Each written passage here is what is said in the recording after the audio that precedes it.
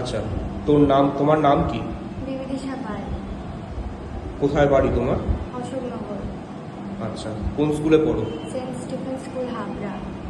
আচ্ছা, তুমি এখানে কোন ক্লাস থেকে পড়ছো সুপ্রিন্সে? আমি সুপ্রিন্সে 9 থেকে পড়ছি, এখন প্রেজেন্টলি আমি ক্লাস 10-এ আছি। আচ্ছা, ক্লাস 9 থেকে 10-এ তোমার ফিজিক্স কেমিস্ট্রির যে নাম্বারটা এসছে, তুমি আমাকে বলো তুমি ফিজিক্স আর কেমিস্ট্রিতে আউট অফ 80 কত পেয়েছো?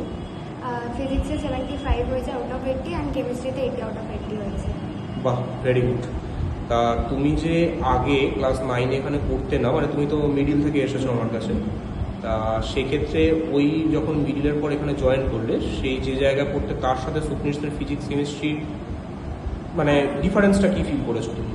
এখানে কনসেপ্টগুলোকে খুব ডেপথে পড়ানো হতো, মানে স্যার ইকুয়েশনসগুলোকে ধরে ধরে বোঝাতো, যেখানে ওখানে শুধু বইয়েরটাই হতো, কিন্তু স্যার এখানে বই ফলো করতো লাস্টের দিকে, কিন্তু স্যার আগে সব মানে বইয়ের যে সিলেবাস অনুযায়ী স্যার সবগুলোকে আলাদা আলাদা করে ভেঙে ভেঙে কনসেপ্টগুলোকে ক্লিয়ার করতো। ওই কারণেই এখানে আমি এসেছিলাম। আচ্ছা, মানে এখানে এসে তুই ঠিক কতটা নিজের ইমপ্রুভমেন্ট ফিল করতে পারছিস? অনেকটাই ইমপ্রুভ করেছি, মানে আমার কনফিডেন্স লেভেলটা বেড়েছে। আচ্ছা, এই কনফিডেন্স লেভেলটা কি আগে যেখানে পড়তিস সেখানে এতটা পেতিস না? না, এতটা পেতাম না, মানে শিওর হতাম না, একটা আনসার লেখার সময় মানে একটা থাকতো, কনফিউশন চলতো। এখন আমার কনফিডেন্সটা অনেক বেড়েছে।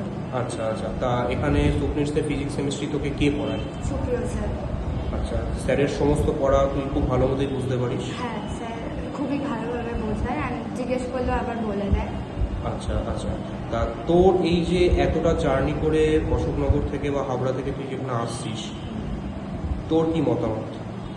মানে বেশি কষ্ট তো হয়ই না, কিন্তু এখানে এসে অনেক ইমপ্রুভ হয়েছে, তো ঠিক আছে, মানে কোনো প্রবলেম নেই, সব ভালো। মানে আমি বলতে চাইছি, আই মিন তোর এই জার্নিটাই কষ্ট করে আসাটা তোর জন্য সার্থক হয়েছে। হ্যাঁ, একদম। আচ্ছা, তা অ্যাট লাস্ট তুই আমাদের সাথে এখানে ফিজিক্স কেমিস্ট্রি পড়ে তোর যা ফিলিংস এসছে সেটা তুই আমাকে বল, মানে তুই কি মনে করিস সেটা আমাকে জানা।